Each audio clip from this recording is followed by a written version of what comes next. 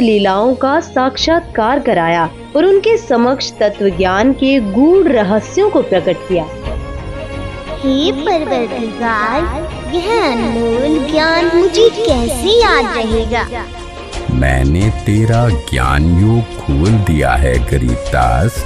अध्यात्म ज्ञान तेरे अंतःकरण में डाल दिया है। अब आप असंख्य युगों के पहले से लेकर वर्तमान तथा भविष्य का ज्ञान भी याद रखोगे।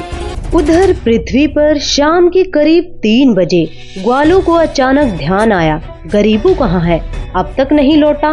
तब एक पाली उन्हें लाने गया, दूर से नजर दौड़ाई और ऊंची आवाज में पुकारा, अरे गरीबू आजा भाई, तेरी बारी आ गई है, गाय घेर ले।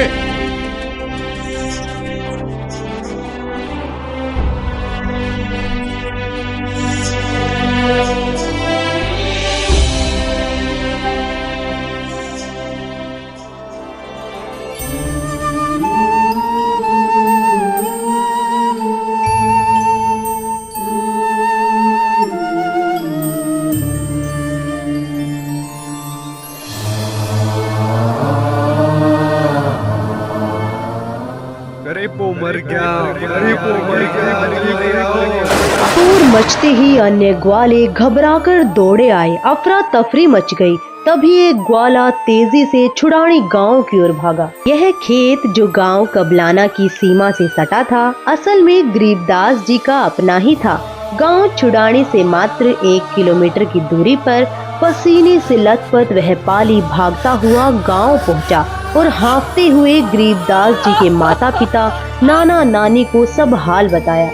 एक बाबा ने कमाली गांव का दूध जादू जंत्र टकाट्या, हमने तो हाथ नहीं लाया और गरीबू ने पी लिया और हमने जब देखा तो बालक मरा पाया। यह खबर सुनते ही गरीबदास जी के माता पिता गहरे सदमे में अचेत होकर गिर पड़े।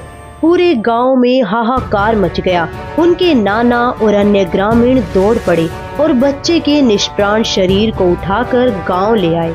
इस बीच सूर्यास्त हो चला था और गहरा सन्नाटा छा गया। बालक के पार्थिव शरीर को चिता पर रखा गया।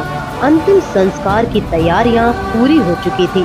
ठीक उसी समय परमेश्वर जी ने कहा, हे गरीबदास, अब नीचे जाओ, तुम्हारा शरीर नष्ट करने की तैयारी हो रही है।